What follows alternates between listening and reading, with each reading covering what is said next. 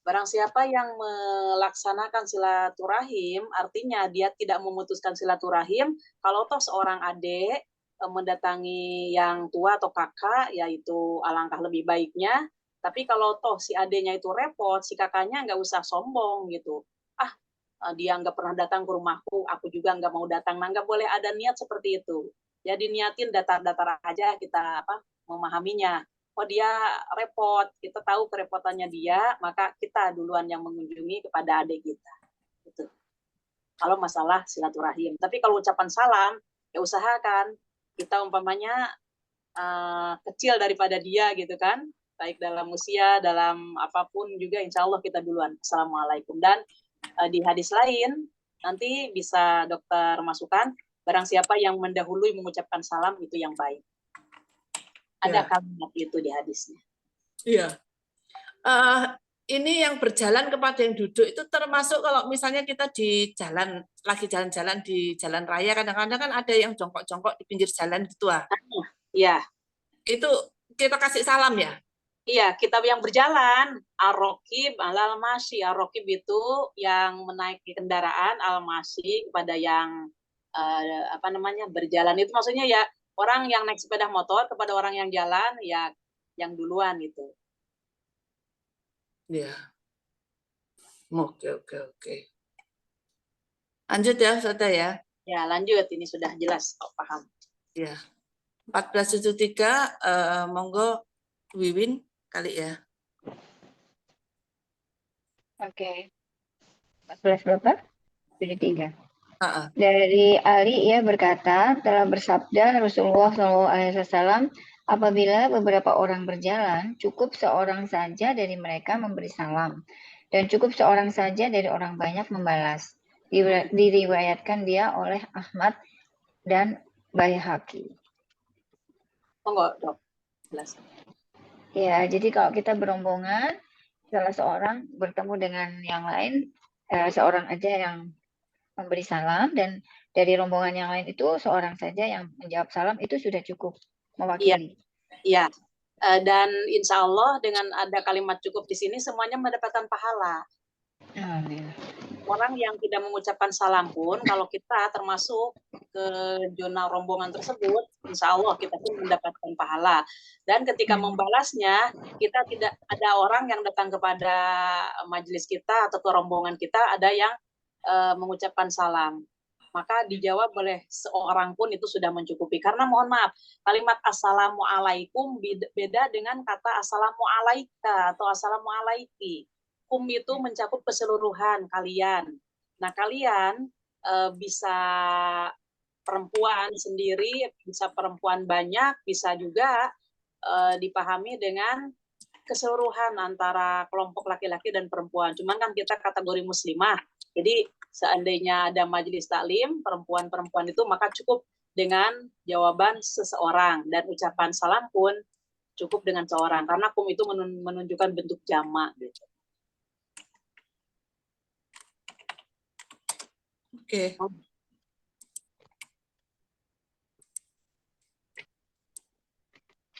Kalau ada yang monggo ditanyakan. Ya. Kita tempat berapa sih? Nomor 1473, sekarang 1474. 4. Oke. Bu Eka, Assalamualaikum. Sudah bisa baca belum, Bu Eka? Bu Eka? Nggih, Bu, insyaallah, Bu, insyaallah. Iya. Kacamatanya sudah ada? Insyaallah bisa, Bu, sebentar. Oke.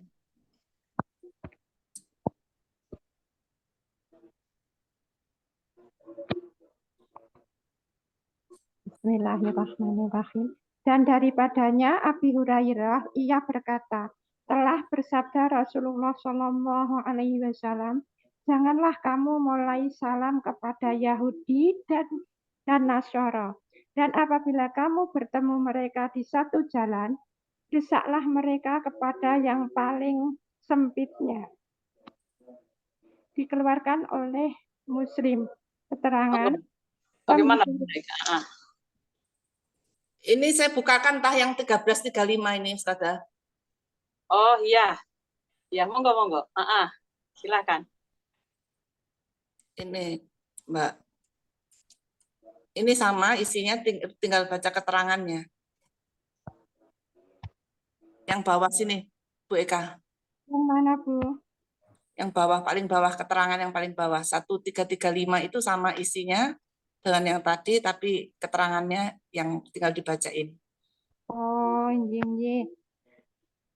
Kalimat Assalamualaikum atau dengan pakai tambahan warahmatullahi saja atau bersama wabarakatuh itu adalah penghormatan khusus buat antara muslimin. Tidak boleh digunakan buat yang lain dari muslimin. Sebentar, ini ada tambahnya lagi. Atau satu-satu dulu, Ustazah? Ya, satu-satu dulu itu, dipahami dulu. Monggo, Bunda Eka bagaimana? Paham tah? Dan untuk semuanya. Artinya apa? Coba dikomentari. Jadi kalau ada tambahan Assalamualaikum warahmatullahi wabarakatuh itu merupakan satu penghormatan untuk kaum muslimin. Begitu ya Ustazah ya? Iya. Akan tetapi kalau mereka niru-niru dari golongan Nasrani ataupun Yahudi ataupun non-Muslim, siapapun, pokoknya selain Islam aja. Karena kebiasaan dia atau yang mereka itu mendengar kadang-kadang insya Allah, alhamdulillah ditiru juga oleh mereka gitu kalimat itu. Kadang-kadang ngetuk pintu ke rumah kita, assalamualaikum, gitu kan? Kita kan nggak tahu, akhirnya kita menjawab waalaikumsalam warahmatullahi, taunya itu. Saya juga suka kepelisut itu kalau ada yang ngetuk pintu. Nah, kalau kita tahu dan berhadapan dengan kita, dia mengucapkan assalamualaikum warahmatullahi wabarakatuh, kita cukup menjawab waalaikum. Tidak boleh menggunakan warahmatullahi wabarakatuh. Karena di situ kan terjemahannya warahmatullahi adalah rahmat Allah, wabarakatuh dan keberkahannya, sehingga semoga menetap kepada kalian gitu. Itu tidak boleh diucapkan karena yang mereka sembah kan bukan Allah gitu. Jadi itu khusus sama kita muslim muslimah. Itu. Maaf Ustazah. Jadi kalau kan kita juga punya teman yang Nasoro. Itu kalau kadang dia itu kalau ketemu kita kan tahu kita itu muslim. Jadi dia tuh pakai salam lengkap. Jadi kita jawabnya cukup waalaikum gitu aja ya Ustazah ya. Ya, betul gitu. Itu sesuai dengan hadis. Waalaikum cukup. Nggak usah ditambahin warahmatullah karena di situ kan rahmat Allah itu tidak menimpa kepada mereka, artinya mereka tidak akan mendapatkan rahmat Allah dan kesejahteraan dari Allah. Itu yang berkaitan, mohon maaf, bisa nanti akan menjadi penyelamat bagi orang itu dunia dan akhirat yang penekanannya kepada sesama muslim muslimah. Tapi bagi mereka yang mereka sembah kan bukan Allah gitu kan. Jadi nggak perlu kita mengucapkan itu kecuali kalau mereka itu bertobat. Kalau bertobat sudah dia masuk Islam, dan kalau sudah masuk Islam sudah pasti dia menjadi saudara kita seagama, seiman. Ya betul Bunda, seperti itu. Monggo, dia bagaimana? Ustazah, kalau kita nyebutnya nggak pakai bahasa Indonesianya, misalnya ngechat gitu ya. Terima kasih ya, saya udah dikirimin ini, semoga Tuhan memberkahi gitu loh. Itu boleh nggak kayak gitu? Itu kan sama dengan wabarakatuh toh, tapi bahasa Indonesia gitu. Saya kalimatnya Tuhan memberkahi, Tuhan yang mana gitu. Niat kita bagaimana? Iya, makanya kalau maksudnya kita nggak nyebut Allah, tapi biasanya mereka sendiri antar mereka sendiri kan suka Tuhan memberkati gitu. Terus kita niru-niru ya, misalnya kita dikasih sesuatu gitu. Tuhan memberkati gitu boleh nggak? Nggak usah. Nggak usah. Soalnya mantasabaha biqaumin fahuwa minhum. Barang siapa yang meniru mereka dalam segala aspek fahuwa minhum, maka jangan-jangan termasuk golongan mereka. Kita menghindari itu. Nauzubillah min dzalik. Oh, jadi kalau terima kasih aja, nggak usah pakai ucapan doa gitu ya? Iya, cukup aja dengan terima kasih, itu aja. Ya.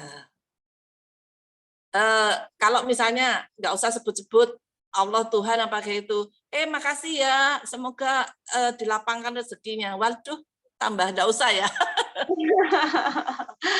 Ya, terima kasih. Semoga gimana ya? Semoga dibalas gitu aja lah ya. Semoga ya udah terima kasih aja lah.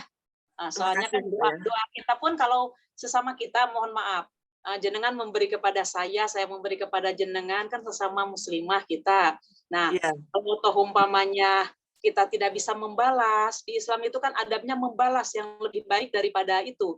Kita dikasih satu pisang, maka seumpamanya kita punya apel, kita yang membalas dengan apel. Tapi kalau umpamanya kita tidak punya materi itu, cukup dengan mendoakan jazakillah atau jazakumullah khairan kasiro.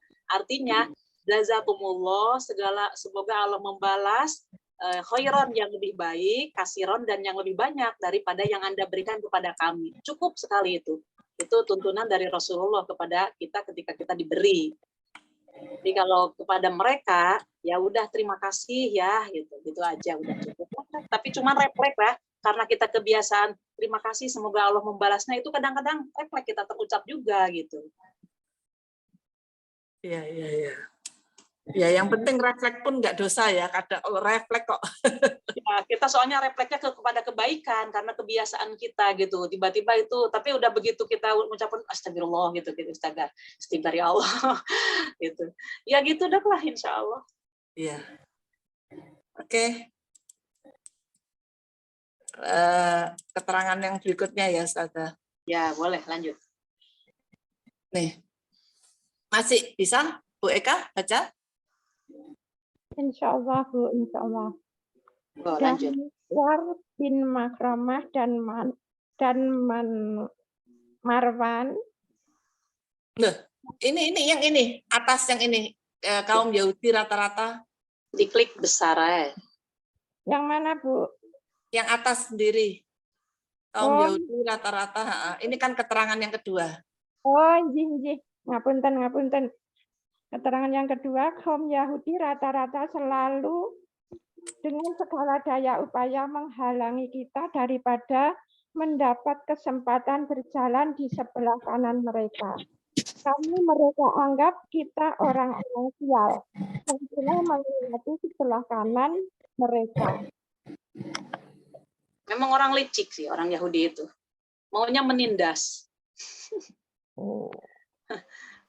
Maka ini perintah dari Allah, konotasinya kepada para sahabat di zaman Rasulullah. Kalau sekarang ini kan kita ya mungkin jarang-jarang gitu kan ketemu dengan mereka. Kalau toh ketemu pun kadang-kadang kita sebagai orang muslimah yang menjaga jarak. Insya Allah seperti itu mungkin.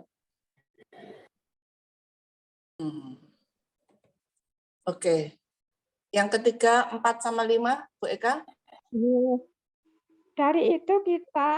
Dari itu jika kita bertemu mereka, hendaklah kita balas dengan mendesak supaya mereka ke pinggir yang sempit. Riwayat-riwayat tidak menunjukkan bahwa kaum muslimin lakukan demikian terhadap mereka di semua tempat. Ini berarti kita mesti balas mereka di mana-mana. Mereka kerjakan buatan mereka tersebut atau lain-lain penghinaan terhadap kita. Yang jadi masalah konotasinya waktu di zaman sahabat itu orang Yahudi dan Nasrani itu menampakkan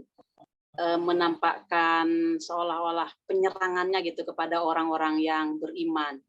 Tapi kalau sekarang ini kan dia tidak menampakkan itu. Tidak menambah kalau mereka ada pun gitu rombongan mereka ya biasa-biasa aja, dia berjalan seperti itu, kita pun berjalan seperti normal aja. Jadi dia itu tidak mepet kita pun kan tidak berusaha untuk mepet mereka. Ya, tergantung sikon aja ya, Ustazah berarti ya. Iya betul, tergantung sikon. Tapi kalau mereka ada penyerangan kepada umat Islam, ya udah pasti semua umat Islam itu tergugah hatinya untuk melawan mereka. Ketika mereka itu menghalang-halangi agama Allah penekanannya, maka orang yang beriman itu harus cepat-cepat reaksi terhadap itu. Kalau diam berarti ya tertindas. Tapi ya itu harus ada harus jangan sampai ada perpecahan di umat Islam, harus bersatu ketika melawan mereka. Tapi sistem kelicikan atau sistem mereka mengganggu umat Islam sekarang ini kan dengan teknologi, dengan ini dan itu gitu, hanya sangat halus sekali, sehingga secara tidak terasa orang-orang Islam, terutama generasi-generasi anteng gitu, dengan hasil-hasil yang dibuat oleh mereka, oleh orang-orang Yahudi Nasrani itu, terutama dalam gadget itu, genggiman itu buatan siapa? Dan memang untuk didinabobokan seperti itu, sehingga anak-anak itu lebih berat genggimannya ketimbang ngajinya, ketimbang sholatnya, hampir seperti itu. Kalau kita sebagai orang tua yang tidak respect terhadap itu, ya orang tua pun kadang-kadang terlena gitu dalam hal ini.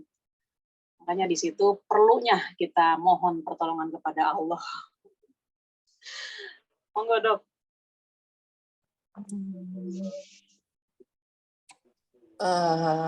Kita lanjut ke 1475 ya. Ya, monggo. Oke. Rini ya, Priyanti Keswarini. Halo, saya. Oh, boleh. Ya. Yang ini apa minggu kemarin sudah kayaknya ya? Ini kemarin yang ini ya, yang bersih ini sudah. Ya. Kemarin itu penjelasan dari sebelumnya. Iya, lanjut aja ya, Ustazah ya. Nah, monggo, ya. Mudah-mudahan sudah hafal ya minggu ini. Iya, yarhamukallah ya firullah lana walakum ya. Insyaallah ya. Sudah mengamalkannya. Monggo lanjut, Dok. 1476, Rin. Ya. Bismillahirrahmanirrahim. Dan daripadanya ia berkata, telah bersabda Rasulullah Shallallahu Alaihi Wasallam, janganlah seseorang dari kamu minum dengan berdiri. Dikeluarkan oleh Muslim. Tuh. Ini Islam. Adabnya seperti ini. Janganlah kamu minum dalam keadaan berdiri. Bagaimana kalau darurat lain lagi? Usahakan kita berusaha untuk duduk. Monggo, ada yang ditanyakan? Barangkali ya, ada keterangannya. Kenapa? Ada keterangannya. Ya, monggo. Monggo dibaca, Dok, sampai 3, sampai selesai. Lanjut. Mohon di scroll agak ke atas. Dokter dia. Ini sudah mentok ya. Oh. Iya. Bisa. Kelihatan masih. Bisa. Keterangan tersebut di dalam Muslim bahwa Ibnu Abbas berkata, saya beri kepada Rasulullah Shallallahu Alaihi Wasallam air Zam-Zam, lalu ia minum dengan berdiri. Lanjutkan 2-3-nya dulu. Ini atas ini. Tersebut di dalam Bukhari bahwa Ali minum dengan berdiri dan berkata bahwa saya lihat Rasulullah Shallallahu Alaihi Wasallam berbuat sebagaimana kamu lihat saya buat. Dari itu maka larangan yang tersebut di hadis 1476 itu bukan larangan haram. Jadi maknanya begini, ini penekannya ke air Zam-Zam. Ketika di Safa dan Marwa ataupun setelah selesai tawaf, maka seumpamanya tadi kan nggak boleh berdiri ketika minum. Seumpamanya Rasulullah melaksanakan haji dan umroh, meminum air Zam-Zamnya dalam keadaan duduk, bingung itu semua orang yang ada di Mekah. Segitu desak-desakannya, begitu duduk yang satu mendorong, yang satu mendorong, banyak bahayanya, banyak daruratnya. Itu penekannya ke air Zam-Zam. Tapi sekarang umpamanya kita lagi di rumah, yang nggak usah niru-niru seperti air Zam-Zam, duduklah di tempat duduk. Kalau umpamanya di meja makan kan ada kita lagi minum, ya duduk di mana itu diusahakan seperti itu. Nah, tapi umpamanya kalau kita di terminal gitu kan, tiba-tiba kita duduk dan tidak ada kursi, ya nggak usah lah, pun nggak masalah insya Allah. Cuman kan di sini yang ditekankan ini dari itu, maka larangan yang tersebut di hadis 1476 itu bukan larangan yang haram. Jadi kalau bukan larangan yang haram, seandainya minum dalam keadaan berdiri pun insya Allah tidak akan mendatangkan dosa. Gitu maknanya. Monggo, Dokter Diah bagaimana? Ya. Terima kasih, Ustaz. Mesti dicari ini di kedokteran ini apa kok minum enggak boleh sambil berdiri. Ya, iya. Iya, betul di medisnya, Dok. Tapi saya juga pernah mendengar dan pernah membacanya sebagian gitu. Ya. Nanti kan mohon maaf ketika minum itu langsung gitu kan ya. Jadi nggak ada jedanya di usus itu negatifnya apa, positifnya apa. Saya sudah tahu sedikit-sedikit. Ya. Monggo lanjut. Oh, jadi Ustazah, ini khusus untuk ibadah umroh dan haji itu minum zam-zam itu dengan berdiri ya? Ya, dan menghadap ke kiblat. Iya. Menghadap ke kiblat. Ya. Coba seumpamanya tidak ada keterangan bahwa air jam-jam, kemudian dia itu minum langsung, beliau itu umpamanya dikasih air jam-jam, kemudian lantas Rasulullah duduk untuk minum. Berarti umat Islam yang lagi melaksanakan haji segitu desak-desakannya pada duduk semua, kayaknya tidak memungkinkan. Sholat aja mohon maaf ya, sholat di Masjidil Haram kalau lagi melaksanakan umroh dan haji kan laki-laki dengan perempuan itu berdempetan, gitu kan? Tidak ada pemisahan. Jadi sopnya itu seolah-olah tidak berlaku. Sop laki-laki di depan, sop perempuan di belakang itu. Coba kalau kita lagi melaksanakan haji, laki-laki di depan, pokoknya kita tidak bawa HP. Nanti begitu pulang, kadang-kadang ada kesasar gitu. Maka di situ itu termasuk darurat itu. Lain dengan di Madinah. Kalau di Madinah itu kan sama seperti di kita gitu kan, sop laki-laki dan sop perempuan. Ada sekatnya. Ya seperti itu, insya Allah. Karena darurat. Monggo, Dokter Diah. Ya. Lanjut ya. Sekarang 1477. Mbak Eli. Bismillahirrahmanirrahim. Dan daripadanya ia berkata, telah bersabda Rasulullah SAW, apabila seorang dari kamu memakai kasut, hendaklah ia mulai dari kanan. Dan apabila ia buka, hendaklah ia mulai dari kiri.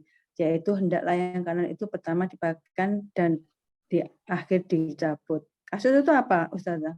Sendal, sepatu, sarung kaki. Oh. Ya, yang berkaitan dengan kaki. Oh, gitu. Alas kaki. Memakai dari kanan. Maklun itu sandal ya, maklun. Paham ini ya maksudnya, Bu? Iya. Kalau kita memakai sandal, sarung kaki ataupun apapun diawali dari kanan dulu kita menggunakannya. Dipakaikan bagian kanan, kaki kanan. Nanti begitu kita mau mencopot, yang dicopot itu adalah bagian kiri. Sudahkah itu dilaksanakan oleh kita? Belum. Kayak masuk ke WC ya. Nah, kalau ke WC itu kan langkah kan ya. Iya, langkah kiri. Kiri dulu yang didahulukan. Kalau ke masjid, kaki kanan dulu. Kalau keluarnya kan kebalikannya. Nah ini kita ketika memakai sepatu, pantopel kita pakai, yang kanan dulu kita masukkan. Nanti begitu mau mencopotnya, membuka, yang kiri kita keluarkan dulu gitu. Sampai sedetil itu, Islam itu. Betul. Iya. Maaf Ustazah, itu hubungannya apa ya? Kok masih sampai sandal aja pakai sepatu aja kanan dulu, itu ada ikatannya dengan apa? Ikatannya dengan setan. Karena makan di dalam makan ataupun di dalam wudhu pun kita diperintahkan apabila kamu melaksanakan wudhu hendaklah dimulai dengan bagian kanan-kanan anggota wudhu kamu. Kemudian apabila kamu makan hendaklah menggunakan makan dengan tangan kanan kamu. Karena sesungguhnya setan itu menggunakan makannya dengan tangan kiri. Nah, khawatir umpamanya si setan itu pakai sepatu, umpamanya kita kiaskan ke sini, mereka kan menggunakan yang kiri-kiri. Maka insya Allah seperti itu, kalau mau dikiaskan. Tapi kalau kita mau samina wa atokna, percaya dan taat, udah kita tinggal laksanakan aja yang kanan. Gitu. Ya. Kan kita mohon maaf, kalau orang-orang yang kafir, mereka kan menggunakan makan pun, garpu, sendok pun kadang-kadang dengan kiri. Maka kita sebagai orang Islam ada khas, dan ketika kita melaksanakan ketaatan itu, kita mendapatkan pahala. Jadi bukan hanya adab saja ketika kita menggunakan dengan tangan kanan makan, ataupun menggunakan sepatu dengan menggunakan kanan, tapi kita di situ ada unsur pahala. Kalau kita taat, ya pokoknya saya ini taat perintah Rasulullah seperti ini, perintah Allah seperti ini. Maka ketika kita melaksanakan ketaatan tersebut, di situ rahmat Allah akan datang kepada kita. Innallaha yuhibbul muhsinin, karena sungguhnya Allah menyukai kepada orang-orang yang berbuat baik. Artinya dia melaksanakan berbuat baik, mengikuti aturan-aturan Allah dan Rasul. Begitu, Bu. Cuman kadang bingung, Ustazah. Jika kita makan, kalau ada pakai cabai gitu ya, kan biasanya cabainya sebelah kiri. Jadi kesuwen terus saya bikin diginikan gitu, digandengkan gitu enggak apa-apa. Tangan kiri direkatkan gini. Jadi tetap cabai tangan kiri. Aja. Walaupun direkatkan kan tangan kiri ikut menyuap, jangan. Bagaimana kalau umpamanya kita, mohon maaf ya, ini ote-ote kita makan. Ya hanya kalau hanya memegang, baik disimpan di bawah, di tisu di meja makanan kita, kemudian kita cabai dulu. Usahakan aja dengan kanan. Yang tetap kiri boleh, ya? pegang, nggak masalah. Asal jangan ikut campur si yang kiri ini masuk ke mulut kita, membantu memasukkan sesuatu ke mulut kita. Kecuali kalau darurat sekali, itu lain lagi. Ya, memang dosa saya masih enggak mungkin ya, Ustazah ya, mungkin enggak dosa, cuma enggak ada pahalanya gitu ya, karena enggak nurut gitu aja kali ya. Itu betul, tidak ada rahmatnya di situ masalahnya, tidak nurutnya gitu kan. Umpamanya ya itu betul. Umpamanya ini kan perintahnya tidak sampai menimbulkan dosa, tapi karena dia tidak nurutnya itu gitu. Nah, yang kecil-kecil tidak nurut, jangan-jangan yang gede-gede pun bahaya. Kemudian dari yang kecil-kecil itu sering tidak nurut, berarti nanti jadi gede pula gitu. Ya udah gini aja ya, untuk memahami Islam supaya kita mendapatkan ridho dari Allah, apapun yang diperintahkan oleh Rasulullah kita laksanakan dulu sesuai dengan kemampuan kita.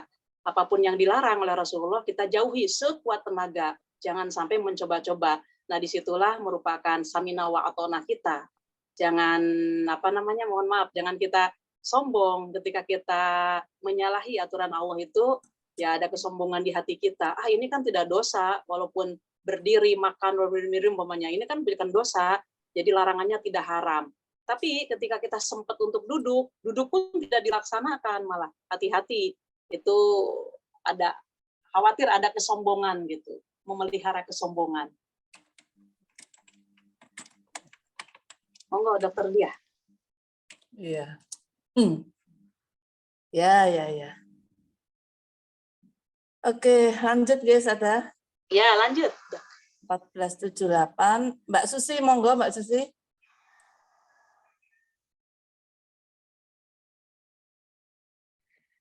Dan daripadanya ia berkata, telah bersabda Rasulullah Shallallahu Alaihi Wasallam, janganlah seseorang dari kamu berjalan dengan sebelah kasut, tetapi hendaklah ia pakai kasut-kasutnya bersama, atau ia cabut kedua-duanya bersama. Ini sisian ini nggak boleh ya? Nggak boleh. Iya. Tapi sekarang menuju ke sana loh, Bun. Ya. Pakaian aja tangan kanan dengan tangan kiri sudah tidak sama warnanya. Sistemnya modis gitu kan. Kemudian nanti sepatu kanan dengan sepatu kiri pun beda. Itu kalau dalam masalah warna. Cuman di sini penekanannya kalau kita mau pakai sepatu atau pakai sandal jangan sebelah gitu. Yang kanan kita pakai sandal, yang kiri tidak memakai sandal. Itu penekanannya ke situ. Kalau toh mau dibuka itu sandal, buka aja. Jadi kaki kita ini nggak usah menggunakan salah satu sandal. Kalau toh mau dipakai itu sandal, pakai dua-duanya. Karena ya dengan kita memandang seumpamanya ada orang yang seperti itu kan kita pun paling tertawa kepada orang itu. Kenapa ya itu orang pakai sendalnya cuma sebelah gitu kan? Jadi kan nggak pantas lah lihat adabnya, atau jangan-jangan dia sakit gitu kan? Monggo gitu. Ini sampai sekecil apapun Islam itu mendidik tentang lebih baik dua-duanya nggak pakai sendal. Ini kan kasusnya kan seperti orang pulang dari masjid itu kan sandalnya lempar ya satu, kelempar satu. Jadi dia nggak menemukan pasangannya, mending dua-duanya nggak pakai. Iya, betul. Dua-duanya tidak dipakai. Cuman yang jadi masalah ya pertanyaan dari masjid aja kok sampai sendal hilang. Itu jangan kita konotasinya kepada Islam. Islam itu tidak mengajarkan seperti itu. Tapi itu adalah orang Islamnya yang tidak taat. Kan itu bukan haknya, umpamanya sandalnya ditendang ataupun dilemparkan, atau ada unsur kesengajaan orang-orang pada sholat dianya milih sandal yang mana, akhirnya dibawa pulang si sandal yang baik. Ya itu padahal mereka pun pulang sholat gitu ya. Jadi sholatnya dia itu tidak mencegah dari kemunkaran dan kekejian. Padahal ajaran Islamnya itu sangat santun sekali. Sangat tidak boleh menjolimi orangnya ini, orang Islamnya. Orang Islam yang mana? Ya tentunya orang Islam yang tidak paham tentang ajaran Islamnya, tentang syariah Islam. Monggo. Kecuali kalau misalnya copot atau agak jauh satu ke tendang-tendang satu, tapi terus halamannya itu panas gitu. Ya itu. Ya. Darurat lagi itu. Kalau dua-duanya malah kita kepanasan, malah nggak enak kaki kita. Ya kita pakai sendiri dalam arti menuju ke tempat sandal itu gitu. Nanti kan akan dipakai lagi. Nah, ini ya di sini penekanannya ada unsur kesengajaan gitu. Dia, tapi kalau umpamanya mohon maaf ya dari sisi medis pun kalau pagi-pagi kan suka copot sandal kadang-kadangnya untuk olahraga ya Dok ya. Iya. Nah itu enak setelah selesai tidak sandalan itu. Tapi kan tidak tiap hari. Sewaktu-waktu. Saya jadi ingat pernah nonton film apa ya? Itu lagi mau naik kereta, terus sepatunya copot satu. Ya. Terus keretanya jalan, yang satunya segera dilempar lagi keluar, maksudnya ya dia mikirnya supaya ada yang bisa memanfaatkan, ada orang yang bisa memanfaatkan dua-duanya daripada satu-satu dia pakai satunya enggak. Ya. Itu kali ya juga maksudnya ya. Ya insya Allah seperti itu betul. Apalagi kalau umpamanya ya pandangannya seperti itu, daripada saya bawa pun nggak manfaat, lebih baik dilemparkan. Nanti seumpamanya ada orang yang menemukan, ya udah ridho aja gitu kan ya. Insya Allah ada niat unsur seperti itu, maksudnya ada niat kita ikhlas ketika melemparkan sandal yang satu lagi, kemudian ada orang yang menemukannya dan dipakainya, insya Allah akan jadi pahala pada orang yang melemparkan sandal tadi. Iya, ini subhanallah. Ustazah jadi ingat, ini pengalaman saya dulu waktu di Jepang itu ya. Saya itu heran, waktu naik sepeda itu kok ada sepatu anak kecil diselipin di atas pohon gitu. Ngapain juga sepatu anak kecil lagi, anak kecil ya, anak kecil itu sekitar balita gitu, diselipin di pohon, satu gitu. Saya nggak habis pikir, saya sekarang tahu jawabannya. Jangan-jangan orang Jepang itu membaca ini ya. Artinya mereka sayang untuk melempar kalau menemukan satu pasangan itu dibuang karena mungkin nanti sama orang tuanya dicari sandal sepatunya itu, lalu diselipin di pohon supaya orangnya yang mencari menemukannya gitu. Kan ya boleh jadi seperti itu. Karena kan boleh jadi juga orang yang lewat, ini ada sandal satu, jangan-jangan dia nanti mencarinya kemudian diselipkan gitu. Boleh jadi seperti itu.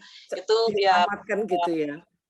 Perbuatan akhlak mereka, tapi seandainya dia Islam, insya Allah mungkin seperti ini. Tapi kalau dia umpamanya Islam, mungkin di situ ada nurani kemanusiaan aja dia.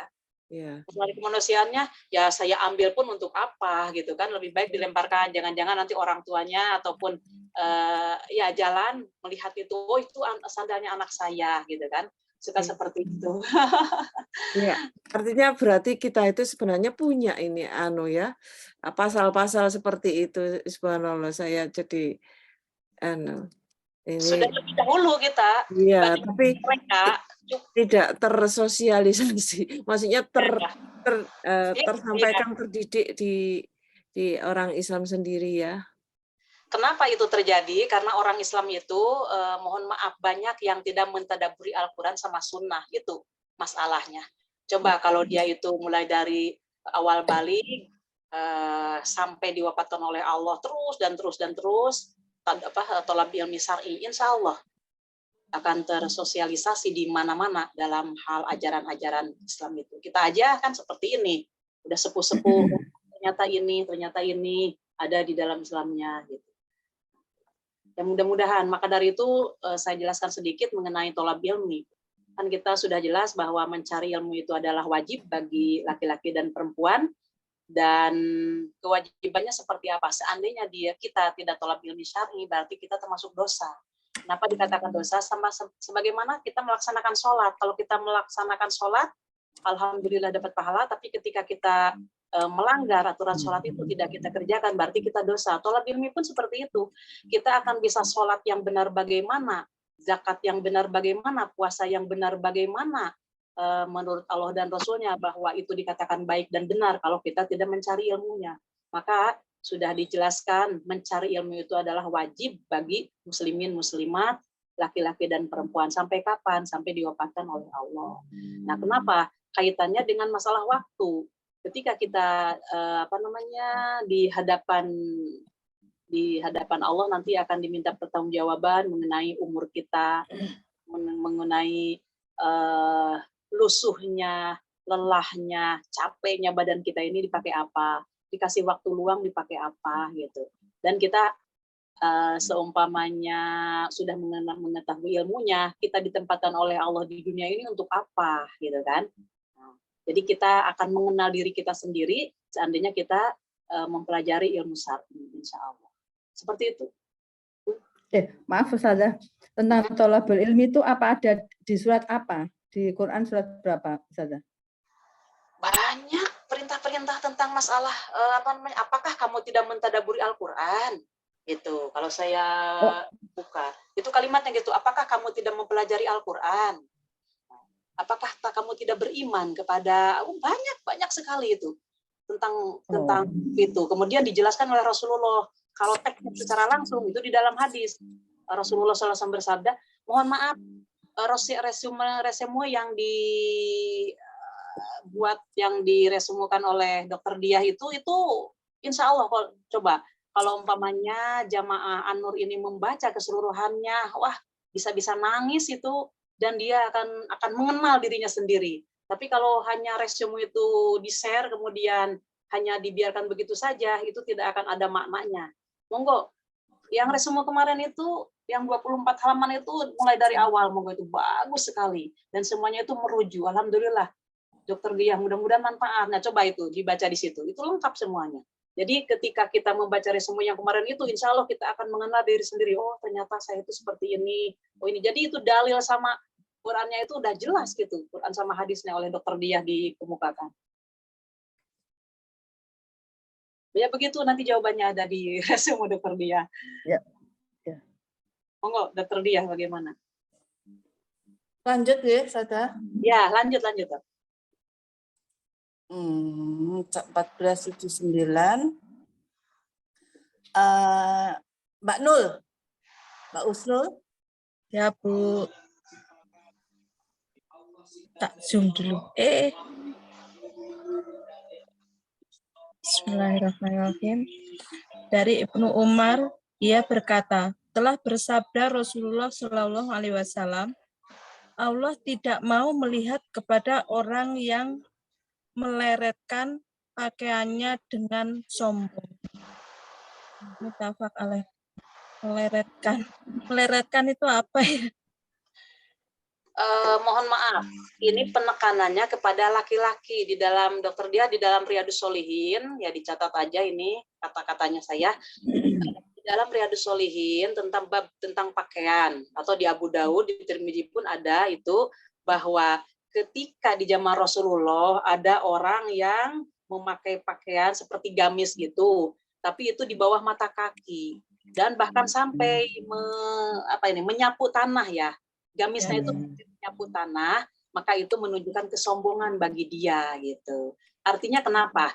Waktu itu di zaman Rasulullah itu masalah kain itu sangat minim sekali. Jarang-jarang orang yang punya gamis dari bahu sampai bawah itu jarang-jarang. Kenapa jarang-jarang? Karena mereka itu sangat minim di dalam materi. Sehingga ada sekelompok orang yang dia pakai sarung. Jadi hanya sarung aja. Kalau dipakai ke bawah, berarti dadanya ini tidak bisa ditutup. Kalau dipakai ke atas, kakinya tidak bisa ditutupnya. Sementara ada orang yang berpakaiannya seperti itu, maka itu menunjukkan kesombongan nih, lihat saya punya ini. Nah, penekannya ke situ. Jadi Allah tidak akan memandang kepada orang yang memakai bajunya sampai dia menyapu tanah gitu. Tapi di situ ada unsur kesombongan hatinya. Tapi kalau umpamanya dia menggunakannya itu tidak ada unsur kesombongan, insya Allah itu tidak masalah. Tapi sebaiknya di hadis yang selanjutnya di Riyadhus Shalihin dikatakan di dalam masalah bab pakaian, sebaiknya laki-laki itu menggunakan gamisnya ataupun celananya itu di atas mata kaki. Di atas mata kaki. Tapi kalau tidak bisa di atas mata kaki, cukup sampai mata kaki, dibatasi seperti itu. Tapi kemudian di situ Ummi Salamah bertanya kepada Rasulullah, "Wahai Rasulullah, kalau menggunakan seperti itu perempuan bagaimana?" gitu. Auratnya terbuka. Maka kata Rasulullah, lebihin sejengkal kalau untuk perempuan. Kalau sejengkal pun masih kelihatan ya Rasulullah, cukup sejengkal dan sejengkal lagi. Jadi di situ disebutkan oleh Rasulullah, kalau perempuan itu kan di atas di bawah mata kaki sejengkal 2 jengkal udah pasti akan menyapu tanah gitu. Nah untuk perempuan itu tidak masalah seperti itu. Bahkan dibolehkan menyapu pakai gamis sampai gamisnya itu menutup kaki gitu.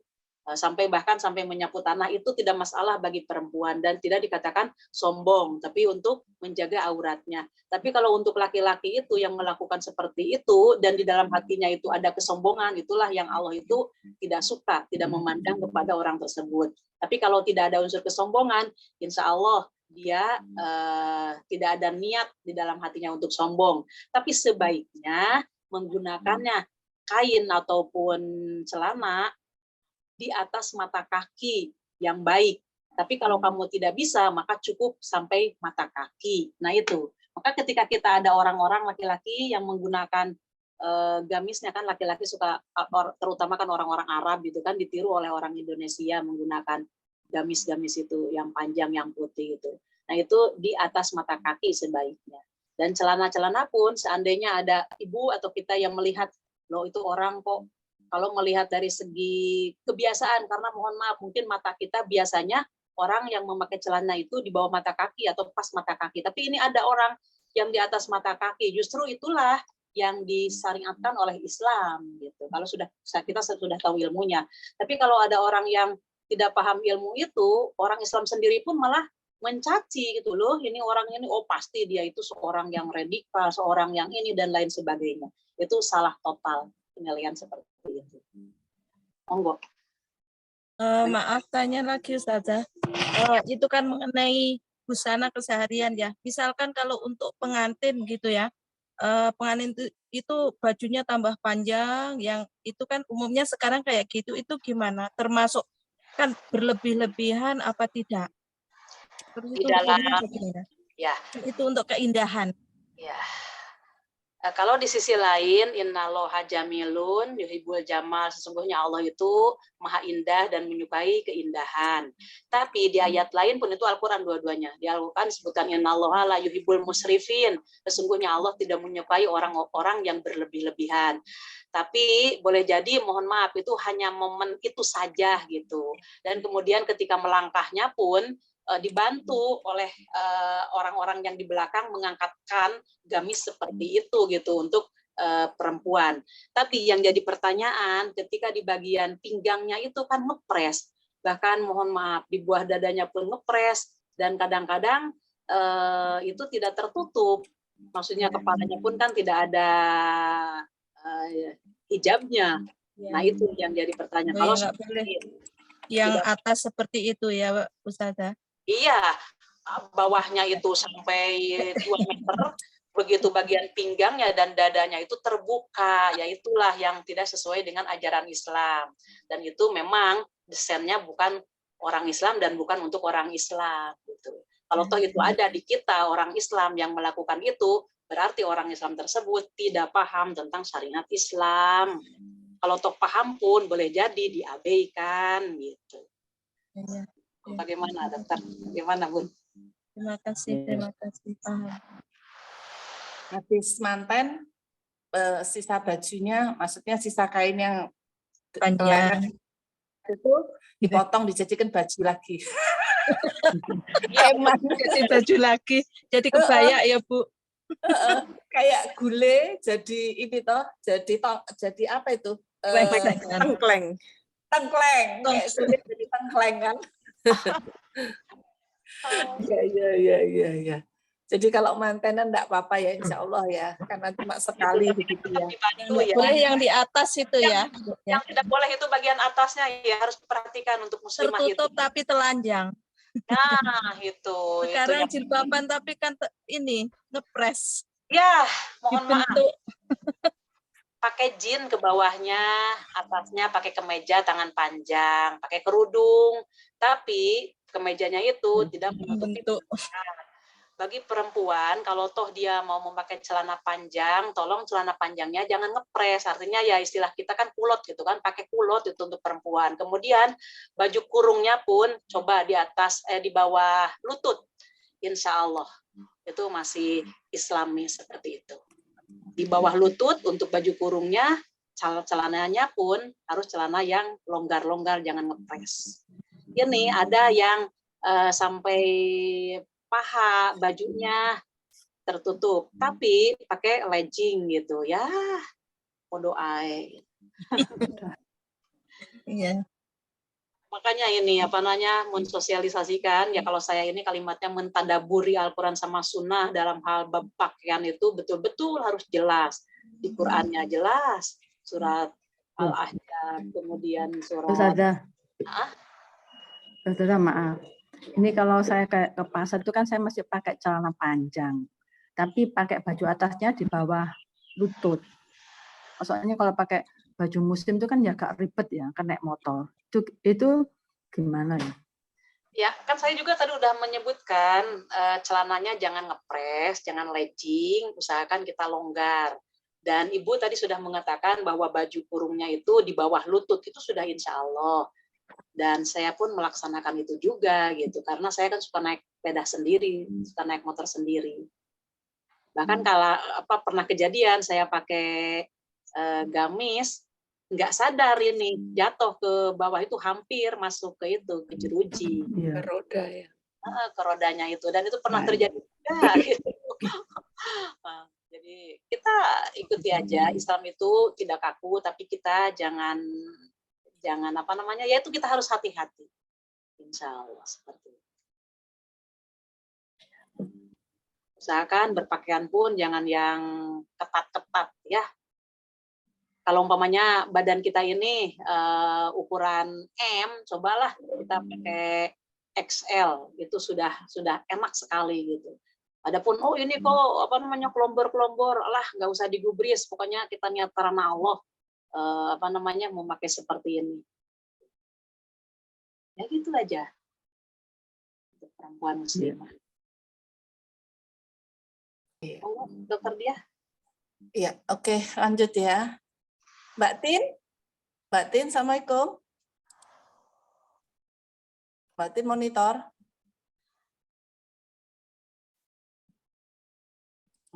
Oke, Sinta monitor.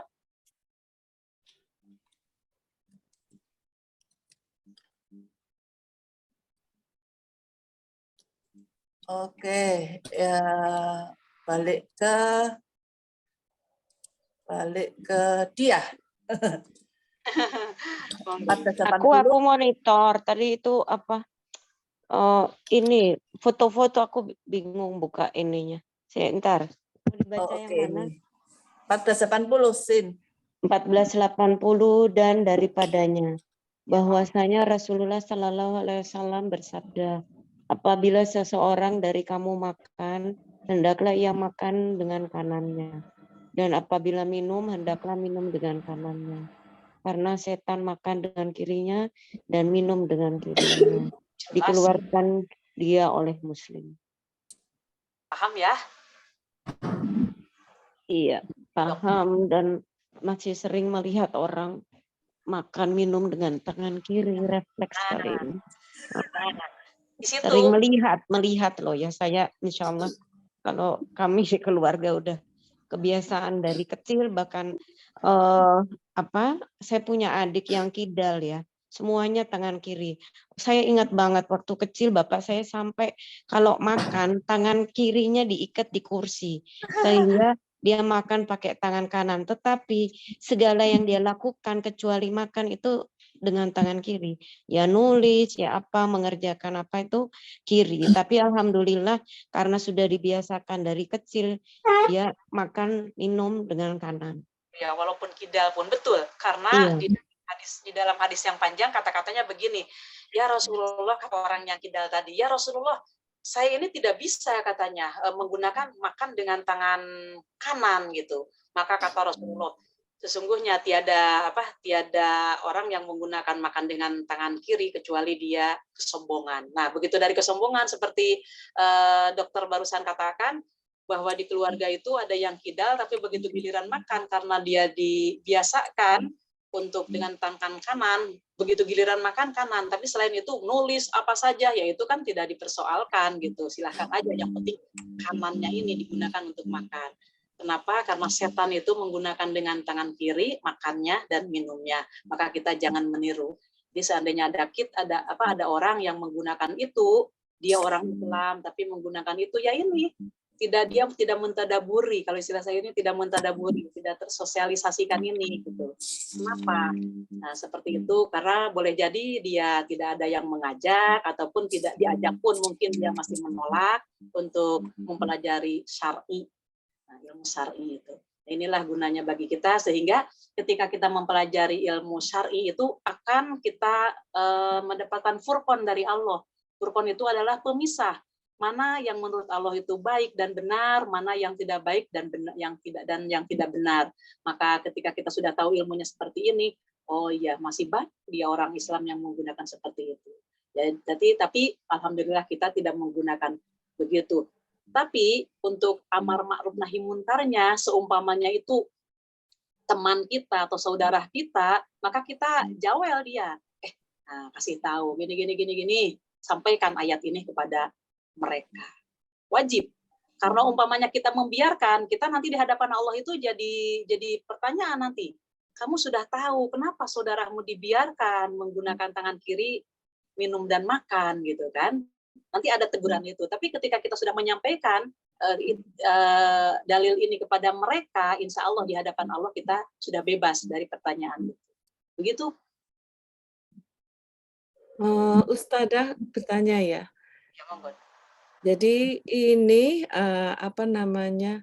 keharusan menggunakan tangan kanan ini hanya untuk makan dan minum ya Ustadzah. Kalau misalkan untuk yang lainnya boleh. Jadi seperti salaman gitu ya. Bagaimana itu Ustadzah? Kan kalau kidal dia refleksnya tangan kiri ya. Tadi kan pakai sendal pun kan. Iya, seperti itu, iya. Nah, kemudian bagaimana? Apakah dia tidak bisa menggunakan salim dengan tangan kanan? Soalnya kan yang diajak lawannya itu kan kanan, Bu. Iya. Kecuali kidal dengan yang kidal boleh jadi mungkin itu terjadi gitu. Ya kalau umpamanya penekanan kan di sini antara makan, minum dan berpakaian gitu kan. Nah, kemudian bagaimana salam seperti itu? Nah, berarti kan ada gimana ya, yang satu salam gini, yang satu dengan kiri, ya mohon ya nggak bisa karena tos ya, kecuali pakai tos duduknya bersebelahan, bukan hadap-hadapan, bersebelahan ya. Jadi satunya kiri satunya kanan gitu kali ya. Kalau kita bersalaman diatur juga enggak ya Ustadzah? Maksudnya gimana? Contohnya? Mungkin ada ayatnya atau ada pasalnya mengatur bersalaman itu. Kalau yang kita bahas sekarang kan makan dan minum ya. Untuk bersalaman ada anunya juga adabnya enggak? Musofahah ya di dalam hadisnya itu kalimatnya gini, barang siapa dua orang muslim bertemu kemudian dia bersalaman, kalimatnya bersalaman, maka selama dia belum berpisah Allah akan menggugurkan dosa-dosanya dia. Itu di Islam itu sampai berjabat tangan seorang muslim dengan muslim, assalamualaikum, kemudian berjabat tangan, itulah penggugur dosa. Ada makna hakikatnya ke situ. Nah, terus masalah sistem ya, sistem berjabat tangan. Ya kalau tahu umpamanya jabat tangannya itu dari atas ke bawah, tapi kan ada istilah jabatan seperti ini gitu. Ya boleh-boleh saja kalau sistem itu diserahkan kepada kebiasaan masing-masing gitu kan. Apalagi sekarang ini mohon maaf diada-adakan yang begini-begini kan, ada ya pokoknya aneh-aneh. Saya aja mempraktekannya nggak bisa, cuman saya melihat aja loh ini orang kayak gitu. Padahal kalimatnya musofahah. Musofahah itu berjabat tangan antara tangan lain.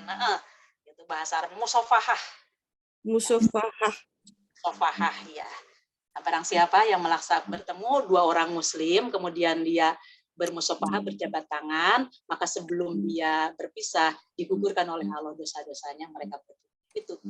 Kalau orang Arab itu itu Timur Tengah kalau bersalaman kan sambil peluk itu? Ya, cipika-cipiki. Itu. Oh, iya maksudnya yang seperti itu, Ustazah. Kanannya ke musofahah di dalam Islam itu ke salim. Salim. Gitu. Berjabat tangan kalimatnya. Itu harus pakai tangan kanan, Ustazah. Ya sebaiknya tangan kanan gitu dalam menggunakan apapun. Tapi kalau umpamanya tadi refleks, karena kan mohon maaf ya, di mayoritas itu kan tangan kanan. Tiba-tiba orang itu menyodorkan tangan kiri gitu. Ya bagaimana kejadiannya? Ya dijabat aja tangan kirinya karena mungkin darurat seperti itu. Monggo diserahkan kepada masing-masing.